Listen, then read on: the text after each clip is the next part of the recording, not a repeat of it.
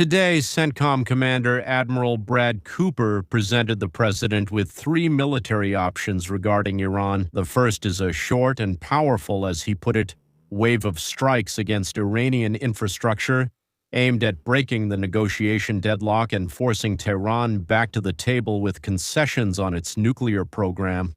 The second is a ground operation to establish control over part of the Hormuz Strait in order to reopen it for commercial shipping, meaning oil, gas, and fertilizers.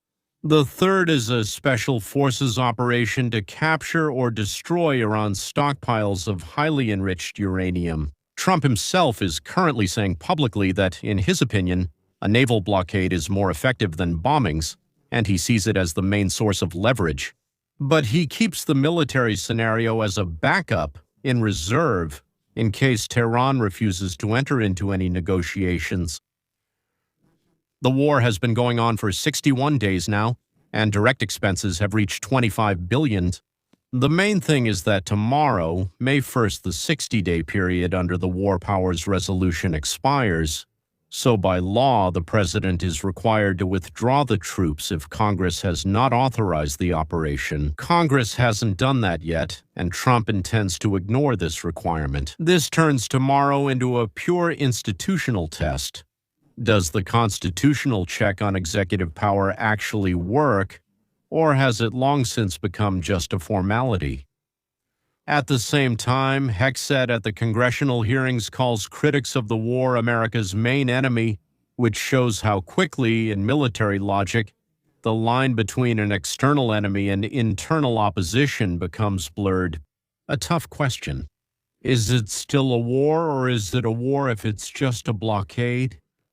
There's that rhetorical trick that every administration has been using for half a century to get around to Article 1 of the Constitution. The War Powers Resolution of 1973 is actually seen by all presidents after Nixon as advisory, not mandatory. What? Not exactly, so to speak, or not at all. The courts avoid considering such cases, citing the political question doctrine. To actually stop the president, Congress would have to either pass a resolution to end the operation and override the president's veto, but that requires a two-thirds majority in both houses. What? Well, I wouldn't say it's impossible, but it's practically impossible, right? Or stop the funding, which during an ongoing conflict Congress, well, 99.9% won't do. Nobody wants to go down in history as the politician who abandoned our soldiers. That's why in 1926, Trump can almost certainly continue the blockade indefinitely, just on simple political inertia. This isn't a war. This is exactly the line the administration will take. But three legal fields say the opposite. International law always classifies a naval blockade as war, an act of war. The London Declaration of 1909, customary law, and classic treatises all agree. That's exactly why Kennedy, in 1962, coined a label for the operation against Cuba, calling it, "This is a quarantine. No, it's not a blockade. What blockade? What is it then? Quarantine." His lawyers warned him that the very word blockade would automatically put the U.S. in the status of a belligerent party. What Trump is doing today against Iran, stopping, inspecting, and seizing ships under threat of sinking by any neutral interpretation that constitutes hostilities. And Iran, according to the UN Charter, Article 51, maybe 52, maybe 51, has the full legal right to respond militarily, citing self-defense. The law regarding the right to declare war does not require the word war to be used. The law applies to what is called hostilities, that is, combat actions, or a situation in which inevitable involvement in combat actions is clearly indicated. In the previous administration, this word was massaged, as we like to say. Obama in 2011 said that Libya wasn't hostilities, but kinetic military action. What does that mean? Because Americans are not being fired upon directly. I mean, well, it's on the level of, so to speak, let's say, so to speak, like The water is cold because the angle is a right angle, 90 degrees. Something like that, yeah. On the 61st day of the fire blockade, which cost $25 billion, against the backdrop of a war going on in the same region, calling this non-combat activity can only be done with a very crooked smile. The Constitution, Article 1, Section 8. Congress is given the right to declare war and to issue what are called letters of marque and reprisal. That's what they called it back then. The second provision was specifically written by the Founding Fathers for exactly such cases. Privateering, interception, interdiction, all those things, well, short of war at sea. They deliberately didn't want the president to conduct hostile naval operations alone. The constitutional framework was built on the assumption that politicians would honestly say what they were doing. Ha ha ha. The modern executive branch has discovered that you can do anything as long as you don't call it a war. Well, doesn't that remind you a bit of Vladimir Vladimirovich, right? It's a special, what did he call it, a military operation, so Korea was called, a police action. In Vietnam, at first, there were just advisors there. No, what troops? We had advisors there, 156,000, no, advisors. Cuba, 1962, as I already mentioned, quarantine. Libya, 2011 kinetic actions, kinetic. Do you know what kinetic means? Haha. Yemen, support operation. What war? What are you talking about? Iran in 1926 was an operation to ensure maritime security. In every case, the executive branch does what Congress is supposed to authorize. That is, it just takes and renames the activity itself. It called the gray thing brown. What kind of gray is this? This is brown. It looks gray, but it's called brown. Look at the Constitution. It says gray, but we have brown. Constitutional restrictions are being broken for unknown reasons, because of legal loopholes, because the dictionary belongs to the executive branch. Political means do not limit themselves. They are restrained only by competing political means. Well, and real institutional teeth, meaning money, courts, impeachment. All of this has atrophied over 3 centuries. Can Trump continue the blockade? In practice, yes, easily. Is it legal? Well, no. According to the Constitution, well, according to the law, according to international law. Will he? Will he do it? Yes, of course he will. Well, maybe someday in the future there will be something like that. Well, until then, the phrase, "this is not a war," is actually the entire mechanism of modern American warfare, compressed into one sentence. We don't have to ask your permission for anything because this is not a war. Well, all right. Now let's move on to internal matters, and as Vladimir Ilyich Lenin would say, extremely important ones. Today we will tell you 2 of the most dramatic stories unfolding in Washington. Every day something happens that could be called the story of the year. Every day. But these 2 definitely feel like history, right? Of the decade, probably. The first one.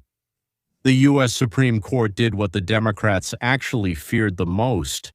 It took away from them the tool they had quietly, methodically used for decades to steal Americans' votes. No bullets, no bribes, just a pencil and a map.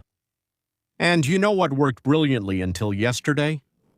Next, there will be specific numbers, specific states, specific schemes. And what the Democrats are preparing now in response is a whole different story. One that would make a normal person's hair stand on end, say, on their back. But let's start with former FBI Director James Comey, because that's the loudest topic in the U.S. right now. A man who proclaimed himself the conscience of America. A guardian of the law, a man above politics. That's how he described himself. But behind this facade were decades of underhanded actions that ruined careers, changed elections, and ultimately landed him in the defendant's seat. Twice. And the second time was because of photos of seashells on the beach. So stay tuned, because this story is much deeper than it seems. Ha ha ha ha ha. Who is Comey? James Comey was appointed FBI director in 2013 by Barack Obama, a registered Republican more or less. He was considered a nonpartisan person, something like that. So this Republican is considered a nonpartisan person. So what does that make him? A Democrat or something? A lawyer with an impeccable reputation who served in the prosecutor's office for decades. What an impeccable reputation really means is something we should look into. When Trump came to power in January 2017, he initially kept him in his position. He publicly said Comey would stay. Long before Barack Obama appointed Comey as FBI director in July 2013, he had been moving in the same financial and political circles as Clinton for many years. Actually, it all traces back to Clinton. In 2010, Comey was the chief lawyer and consultant for Lockheed Martin. And it was in 2010, while he held that position, that the corporation received 17 approvals for State Department contracts. Who was heading the State Department at that time? Hillary Clinton. And in that same year, the corporation, purely by coincidence and with absolutely no connection to this, became the largest donor to the Clinton Foundation. How did that happen? It's just the left hand and the right hand. From 2010 to 2013, Comey worked as the chief legal counsel for a hedge fund called Bridgewater Associates, and when he left, he received a bonus payout, $3 million, and Bridgewater itself had business dealings with that same fund. Well, that's just how it turned out. The very same Clinton Foundation. In March 2013, Comey joined the board of directors of HSBC Holdings, a bank that partnered with the Clinton Foundation and also donated to the foundation. That is, the three companies where he was a legal advisor and was directly involved immediately rushed to work with Clinton and donated money to them. His own brother, Peter Comey, has worked for many years at the law firm DLA Piper, the very same firm that conducted the independent audit of the Clinton Foundation's tax reporting. Oh wow, so independent in 2015, and it ranks 5th among the largest donors to Hillary Clinton's political career. So, how does that work? And they were the ones who audited her foundation. And they were the ones who audited her, and they are the 5th largest donor in the world to her career from the very beginning. In other words, by the time Obama was looking for a new FBI director in July 2013, Comey was not a neutral lawyer from the outside, but a long-standing and deeply embedded element of the Clinton orbit.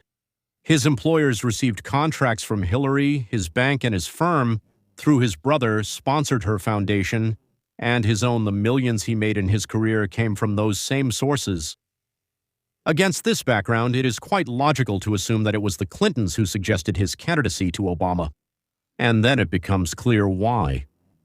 On July 5, 2016, at that absolutely unprecedented press conference, Comey listed numerous violations. Comey, at the last moment, replaced the legal term in the draft of his statement, the one by which he should have been tried and imprisoned. The term is gross negligence. This is Article 18,793, Section N, but he changed it to something almost the same. And suddenly he used everyday words that mean nothing, extremely careless. That is, not gross negligence, but extremely careless. So, well, she's just like that, well, just somehow it's not clear what she is. He recommended not to press charges, which the Senate and DOJ Inspector Michael Horowitz later commented on separately. Under the title, Comey had political motives. Wow.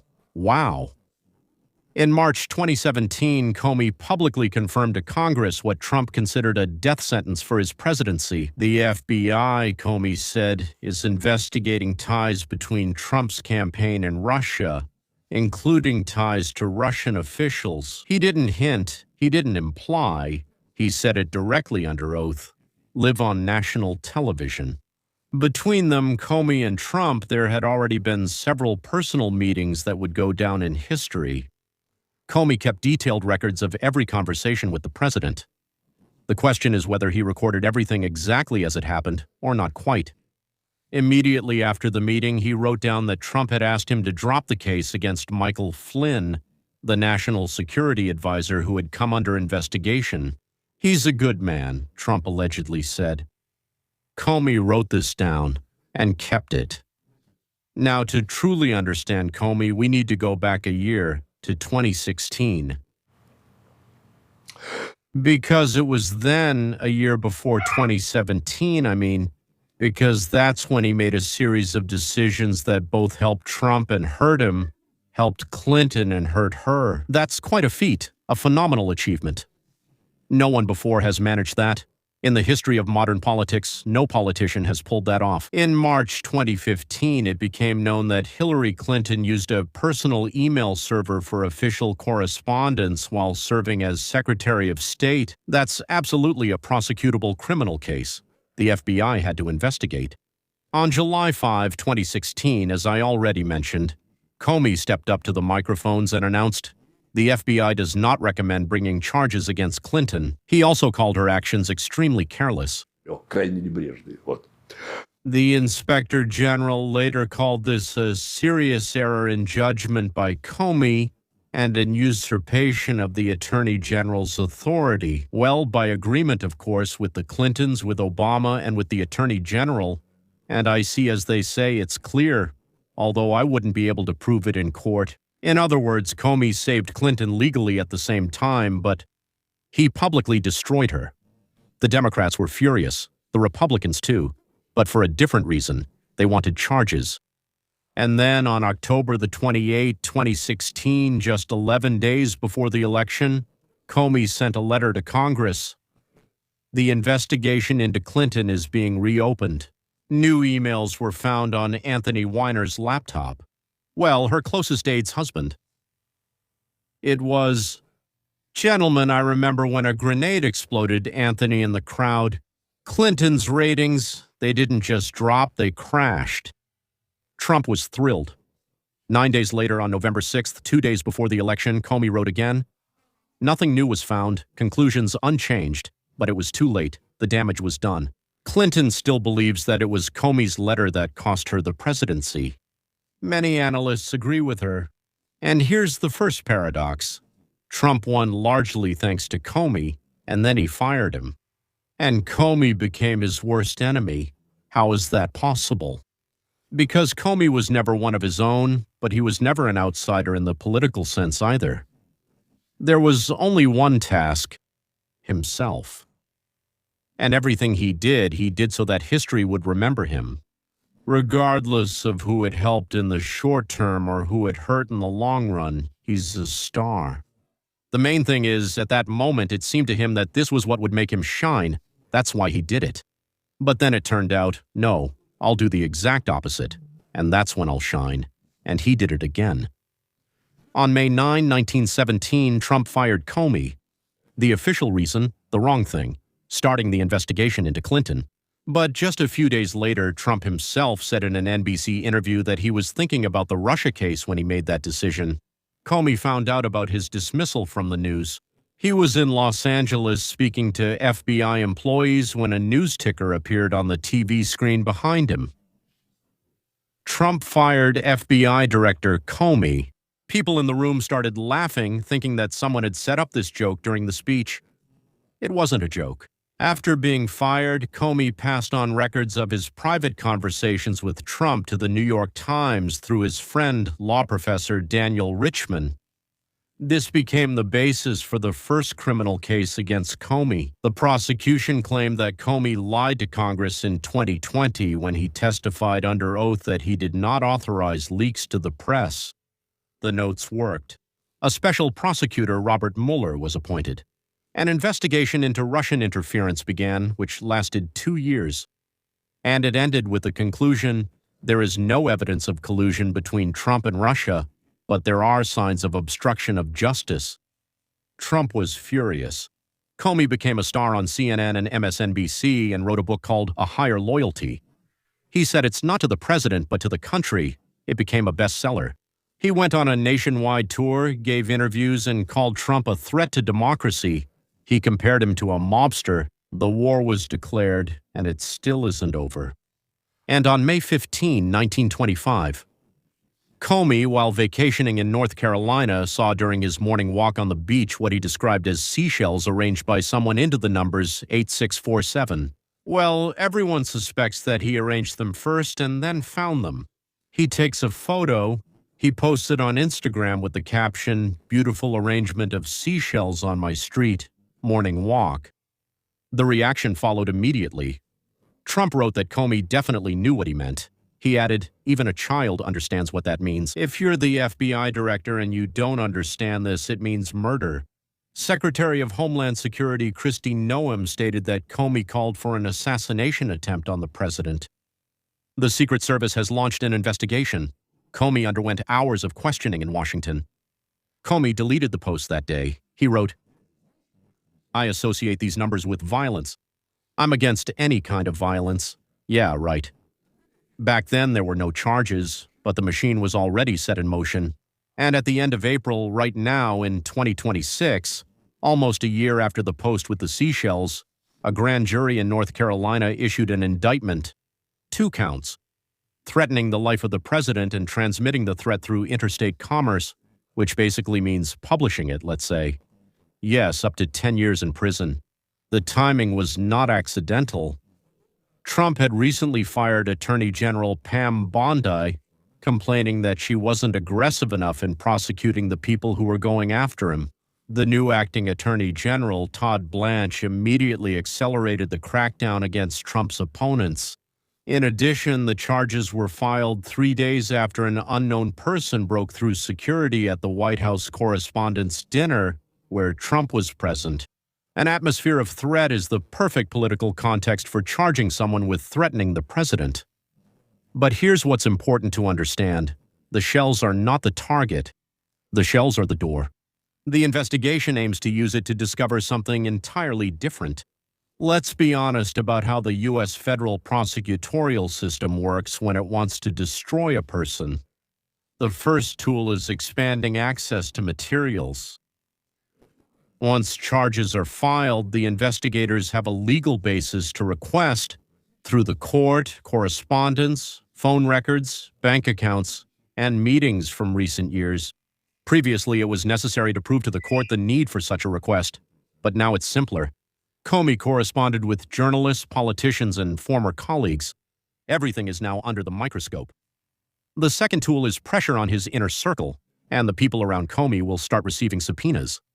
His friend Richmond, through whom the leaks were funneled in 1917, an obvious target, former FBI agents who worked under his supervision, journalists he gave interviews to. Under the threat of their own criminal prosecution, some will start giving testimony they hadn't given before. And the third tool, the investigation has FBI documents that have been declassified, stating that Comey used Richmond as an intermediary with the press to adjust critical publications. 4. The fourth tool, of course, is the Flynn case. Like obstruction. Comey wrote down that Trump asked him to let Flynn go, but Flynn was convicted. Then he beat Trump. Now Trump is in the White House. Flynn has been exonerated, and Comey's version of that meeting has become politically toxic for himself. The investigation may try to prove that Comey not only recorded the conversation but used it as a weapon, fabricating it and distorting the details. That was obstruction of justice. And the fifth tool is the investigation itself. Russia Gate. FBI Director Kash Patel has already stated publicly that the investigation into Russian interference was a shameful chapter in history and that the FBI continues to study it. This means one thing. Investigators are digging through the entire chain of decisions from 2016 to 2017. Who authorized surveillance of people from Trump's campaign staff? Who signed the warrants? Who approved the Steele dossier as the basis for these warrants? And Comey stands at the center of this entire chain. Now, what are the chances of success? Legally, the Shell case itself is very weak. Top First Amendment specialists have already said publicly, this is not a threat. This won't make it to a jury. The word 86 is too ambiguous.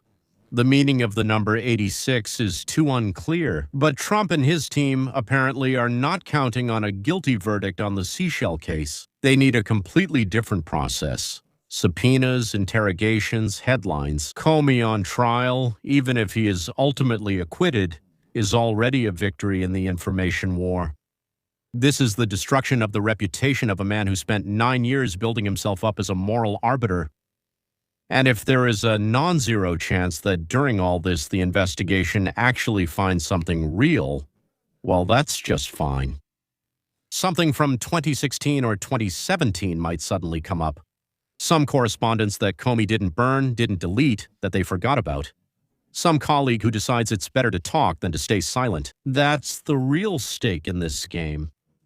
So, ladies and gentlemen, subscribe, hit the bell, and write in the comments what you think.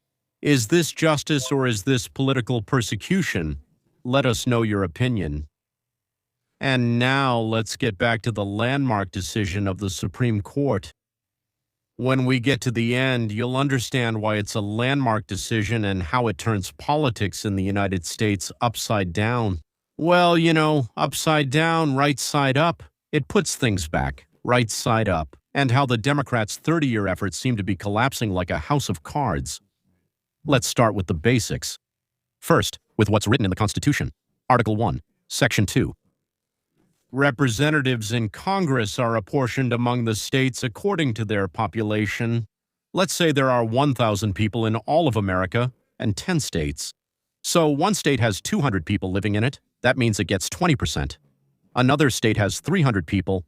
That's 30%. And one has 5 people. That's 5%. And so on. There's a census every 10 years. After the census, the districts are redistributed. One district, well, right now, for example, it's about 700,000 people. One district means one seat in the House of Representatives. The Constitution doesn't draw the boundaries. It only says, districts must be within states, so this state has 10 million people, so if you divide by 700,000, I don't know, that's about 13, 14, or 15 districts. Everything else is up to the discretion of the state legislatures. And the Founding Fathers proposed a simple and logical solution. You take a map of the state. You divide it into roughly equal parts, preferably based on geography. Districts should be compact, connected, and reflect real communities, cities, counties, regions.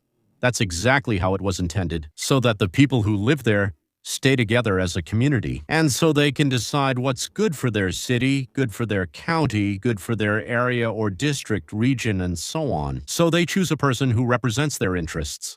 51% of the people living in that district decided that this person represents their interests. That's it. Off we go. The Supreme Court has added different requirements over the years.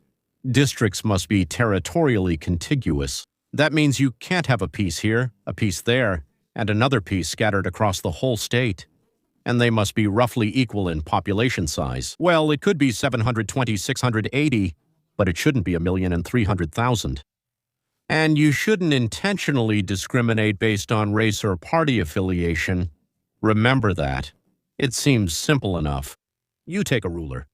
You draw rectangles, you hold elections. But politicians are not geometers. And already in 1812, the governor of Massachusetts, Elbridge Gerry, signed a law according to which one of the state's districts was drawn in the shape of a salamander. Look at the image of the salamander. Elongated, curved, with a tail and legs, just to capture the necessary cities and exclude the unnecessary ones. The newspapers drew a cartoon of a salamander with Gerry's head. Since then, it's been called Gerry salamandering, or just gerrymandering. 200 years have passed. The tools have become more precise. Computers allow us to analyze every district, every block, every house. Who lives there? How do they vote? What color is their skin? What is their income? And instead of the salamander from 1812, you get monsters that look on the map like the trace of an explosion in a printing house. Here are a few real examples of what these districts look like. District number 3 in the state of Maryland. Journalists called it blood splatter on the wall. It stretches its tentacles from Baltimore in different directions, capturing the necessary suburbs and bypassing the unnecessary neighborhoods. District number 4 in Illinois was nicknamed the Headphones. It connects 2 Spanish-speaking neighborhoods of Chicago with a thin strip along the highway. Literally, it's a strip of land as wide as a road, and on both sides of it there are 2 bubbles with the required population. District number 12 in North Carolina. In the 90s, it stretched along Interstate 85 for 160 miles. People had never seen each other in their lives, never crossed paths, were completely different, and had nothing to do with each other. But there was one goal: to connect the black neighborhoods and several Jewish towns into one district. When Supreme Court Justice Potter Stewart saw something like this, he said, "I can't define obscenity, but I know it when I see it." Remember, under the Constitution, you cannot intentionally discriminate based on race or party affiliation. That is, it's against the Constitution. It was created based on race. Now let's talk about seats, about specific seats in Congress. How much exactly did the Democrats steal using pencils and maps, by state, by numbers, by years? First example, Maryland. It's a small state, only 8 seats in Congress. So 8 times 700,000, you get a rough idea of how many people live there. Historically, it's a Democratic state, but not entirely. Until 2011, Republicans confidently held the 6th district, rural, mountainous in the west of the state. Farmers, military personnel, and conservatives lived there. Republican Frank Wolf won there again and again for 30 years. In 2011, Democrats controlled the Maryland legislature, and after the census, they took control of redistricting, and just like that, it was done. They redrew the 6th district. They cut off the mountainous west and added the wealthy, liberal suburbs of Washington, with a large number of federal employees. In 2012, Democrat John Delaney won the district, which had been Republican for 30 years. 1 seat just because they redrew the map. Let's take a second example, Illinois, a bigger one. After the 2020 census, the Democrats took control of redistricting with surgical precision. Before the redrawing, there were 13 Democrats and 5 Republicans. In contested areas, the Democrats carved up the districts so that Republican votes were spread across several districts and never formed a majority anywhere. This was called dilution, cracking. You take a concentration of opposition voters, split it into parts, add some of your own to each part, and now in every district you have more than half. More, less than half. Third example, New York. It was the most blatant attempt. The only one that was even stopped by the courts. Not completely, though. In 2020, New York got 25 seats. Well, according to the census. Before the redistricting, there were 12 Democrats and 8 Republicans. That's 6 seats, right? The Democrats in the legislature redrew the map so they would get 22 out of 26 seats. Only 4 for the Republicans. All they had left were 4 islands in a sea of Democratic districts. The map was so blatantly obvious that the New York State Court, not a federal court, but a state local Democratic court, said, "Guys, you can't do this. You just can't." They declared it unconstitutional. Now the Republicans, because it wouldn't be fair to pretend that only one party knows how to draw maps. Rigged maps. An example, Florida. The year 2022. The governor, Ron DeSantis, beloved by all of us, pushed through his own map. The count before DeSantis's map, 16 Republicans, 11 Democrats. The count after, 20 Republicans, 8 Democrats. 4 seats in one night, with one map. The courts challenged this map, but it was in effect and is still in effect now.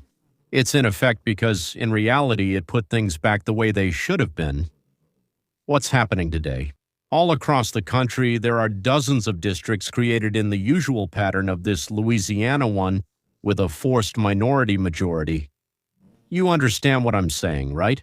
They specifically make it so that minorities, black people, Latinos, are in the majority. Texas, Georgia, Alabama, Mississippi, South Carolina, and Louisiana itself. The court's decision today says these districts can be redrawn. There's no obligation to keep them. They're not very fair. Analysts have already calculated it. It's on the Republican map. States will take advantage of this decision and redraw the maps where they control the legislatures. That's a plus. Ladies and gentlemen, hold on to your seats with both hands. From 15 to 19 additional seats in Congress.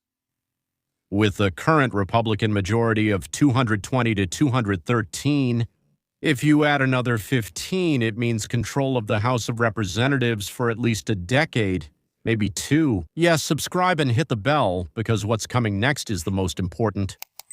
What the Democrats are planning in response, and why it may be even more dangerous than the court's decision. For early access to this analysis, join the members-only section for $4 a month. The link is below the video. So, illegal immigrants and census math. Now for the most interesting part. This is something you won't hear about on CNN or MS Now or whatever they're called now. То же самое, MSNBC. The U.S. Census counts everyone, not just citizens, not just those who have the right to vote, everyone who is physically present in the country at the time of the census, including, you guessed it, illegal immigrants. This isn't an accident. It's the Constitution, that very one. Article 1. The whole number of free persons. Well, actually, the Founding Fathers meant something else. Free persons are not slaves, and slaves are unfree people, and slaves were counted as 3/5 of a free person. That is, the full number of free people and 3/5 of unfree people. But the principle of counting everyone remained. What does this mean in practice? For every 700,000 people in a state, there is one seat in Congress. These 700,000 don't have to be citizens, they don't have to be voters, they just have to physically exist in that place. According to the Elfsha Research Center, at different times there have been between 9 and 22 million illegal immigrants. Thank you, Grandpa Biden. The majority were concentrated in California, Texas, New York, Illinois, Florida, and New Jersey. Let's count. Estimates say California has between 2 and 3 million illegal immigrants. With a population of 700,000 in the district, that's 3 to 4 additional seats in Congress, just because of illegal residents. So California has extra seats in Congress, seats that go to whom? Take a guess. Democrats. Because they control California, New York gets 1 or 2 more seats, Illinois gets another one. So across the country, that's at least 5, maybe even 8 seats in Congress that exist solely because millions of people without voting rights live in Democratic states. These people live there but can't vote. They were still counted. And based on that count, districts were created. And members of Congress are elected from these districts. Democrats. This is not a conspiracy theory, it's not paranoia, it's arithmetic. Census data available to anyone who can multiply and divide. And now you have to understand that when Congress decides something, it doesn't reflect the opinion of the people. That's exactly why the Democrats are so fiercely opposed to any attempt to add a citizenship question to the census. They immediately lose a bunch of votes. An open border is not just about humanitarianism and all its relatives. An open border is electoral math. And the Democrats are taking full advantage of this. Today's decision doesn't change that. No, illegal immigrants are still counted in the census. Districts are still drawn based on the total population. That's a separate battle. A majority, a stable majority in Congress, and we'll start fighting for that too. It will be brutal. For now, let's talk about what the Democrats are preparing in response to today's decision. When I said that the Democrats are preparing an ugly move, some of you wondered, which one exactly? Let's break it down step by step. First move, California and Virginia. A mirror response. Republican states redrew the maps. Democratic states are doing the same. California is already taking action. An independent commission draws the districts there. It was created specifically to remove politics from this process. But the California legislature is looking for ways to bypass the commission or change its composition, to pack it with their own people, partisans, as we say. Because right now in California, with the current map, Republicans hold several districts. Central Valley. The Democrats really want to take them. And if they manage to pack the commission illegally with their own people, then they'll take them. The problem is, few Democratic states remain that can be easily redrawn. They've already redrawn so much that, as they say, it's already been drawn in favor of the Democrats, as much as possible without blatantly breaking several laws at once. Second move. Federal legislation. The Democrats have long been pushing a law called the Freedom to Vote Act. That is, the freedom to vote. The essence is that the federal government sets unified standards for redistricting across the entire country. A ban on the kind of gerrymandering I told you about. Mandatory independent commissions in every state. Sounds reasonable, right? There's a nuance. Independent commissions are appointed by the leadership. In California, for example, the commission is formally independent, but it's appointed by the Democrats. Step 3. Lawsuits. This is the most important and the most dangerous. Today's court decision says you can't draw districts based on race, but it doesn't prohibit lawsuits. It changes the standard of proof. Before, it was enough to show that minorities in this district couldn't elect their candidate. That was enough for a lawsuit under Section 2 of the Voting Rights Act. Now, Judge Alito wrote that you have to prove intentional discrimination. In other words, we drew the district this way. There were fewer Black and Latino people than white people. Or there are fewer left-wing voters than right-wing voters. Not because of us, but because that's just how it is geographically. But if you can prove that it was done on purpose, then that is, as the Texas lawyer said, you need a smoking gun. The crime and the murder weapon are with the killer, that's all. This is not 100% direct evidence that the lawmakers specifically wanted to harm Black or Latino voters. Democrats and civil rights organizations are now frantically searching through legislative session materials, correspondence, and internal memos in search of this very smoking gun. In some states, they will find something, in others, they won't. At the same time, they will keep attacking Republican maps through state courts, through constitutional courts, which can provide broader protection than the federal courts. In North Carolina, for example, the state court has stopped Republican maps several times specifically based on the state constitution. Then the court's makeup changed and it stopped blocking them. By the way, it depends on the year and on the personalities of the judges, which is terrible, in my opinion. It's an endless war. And this is the fourth pressure point for 2026.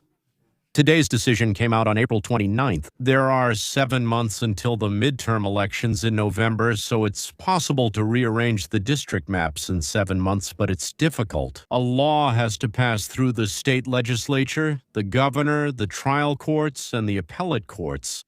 Many states will make it in time. The Democrats know this. And their strategy is to flood the Republican redistricting efforts with lawsuits to block them specifically until November 2026 so that the elections are held according to the old maps. If they succeed, Republicans will not win several additional seats for several additional years because the next full redistricting cycle will be in 2031 after the 2030 census. But here's what will really determine the outcome of this battle. Almost no one is talking about it. Let's look at the whole map, or rather the whole picture, right now. In Congress, the Republicans have a majority. Kin said 220 to 2,137 votes. That's an extremely unstable majority. 12 unsuccessful special elections, and it's gone. Now let's do the math. There is potential in today's decision. Republican states that have already stepped up and started acting: Texas, North Carolina, Georgia, Alabama, Mississippi, Louisiana, South Carolina. They will redraw their maps, and they will remove the mandatory minority districts. What the Democrats have done, according to conservative estimates, is not 15 to 18, it's 10 to 12 Republican seats, but that's no longer just 7 votes. You don't lose such a majority because of 2 or 3 special elections. With this scenario, the Republicans control the House of Representatives regardless of who wins the presidential election in 2028. Even if a Democrat takes the White House, the legislative agenda will be blocked. Taxes, spending, regulations, all of that goes through Congress, but that's not all. Remember, congressional districts affect not only federal policy, they affect how states redistribute funding, who gets federal grants, and the political weight of each region. The next census. And this is where the long-term game begins. If you remove districts with minority majorities in the southern states, there will no longer be guaranteed seats for Black Democrats. This means that the Black population of the South loses direct representation in Congress. Not the right to vote, that's different. But they lose the guarantee that someone from their community will go to Washington. It's dangerous.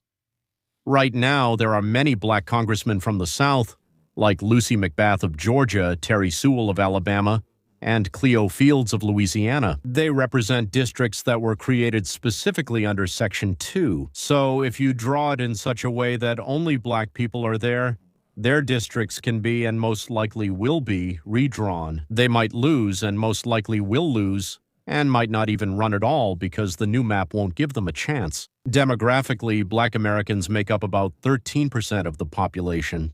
With fair proportional representation, they should have about 57 seats in Congress, since we have a total of 435 in Congress, and right now they have 57s. Many of these seats are actually what are called minority districts. If Republicans remove them, the number left will be even less. It's important to say something here that's uncomfortable to talk about, but necessary. The Voting Rights Act of 1965 was created at a specific historical moment when, in the southern states, black Americans were literally not allowed near the voting booths. When a sheriff could arrest someone for trying to register as a voter.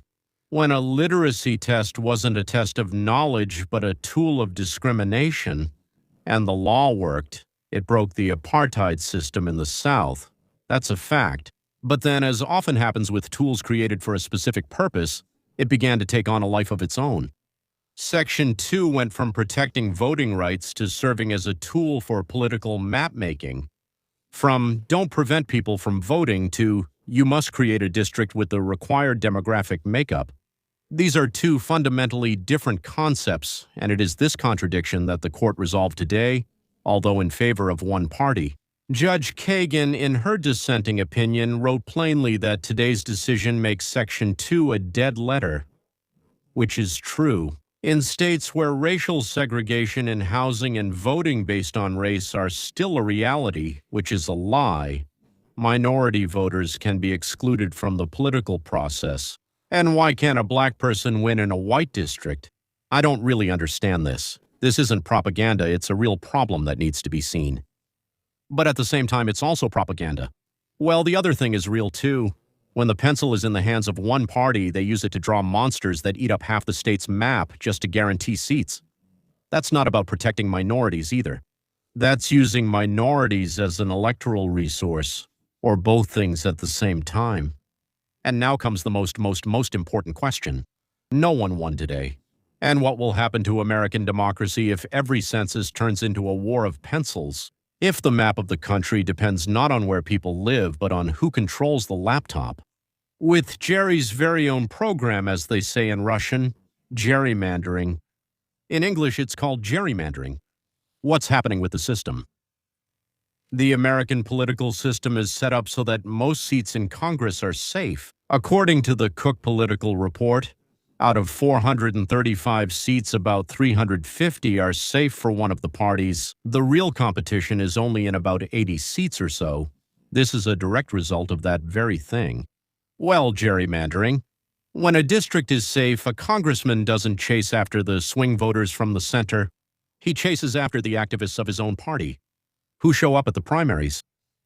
There, it's the most radical, loudest, and most uncompromising ones. That's why Congress is so polarized. Because a moderate congressman who seeks compromise loses primaries. A moderate is devoured by his own party. He's devoured by activists. Gerrymandering isn't just crooked lines on a map. It's a generator of extremism. Have you been? Why worry if your seat is guaranteed and you only have to worry about your own party, not the other one? You worry about making sure the most active, usually, well, the loudest ones, right? These days, it's the left, those left-wing loudmouths. And so all the congressmen run to them and say, I'm with you. Then they go out to demonstrations, raise money for them, and something else. The others stay aside, by the way, not only on the left. Today's court decision will strengthen this trend. Republicans will get more safe seats, and more right-wing candidates will win in their primaries. The black belt, if it's removed, will move into safe Republican districts. And in Democratic states, the situation will be mirrored. The American Congress of the year 2730 will be even more polarized than we can possibly imagine today. And now, ladies and gentlemen, a forecast for the short term from 1 to 3 years. The Republicans are winning. They will get additional seats. Maybe not all 19, but by November of 2026. The courts will slow things down, but they will get some of them.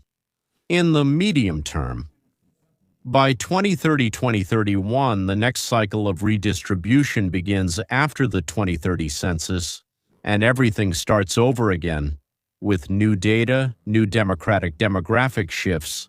The Latino population is growing, young people, the youth, the young, and, strangely enough, they are becoming more and more Republican.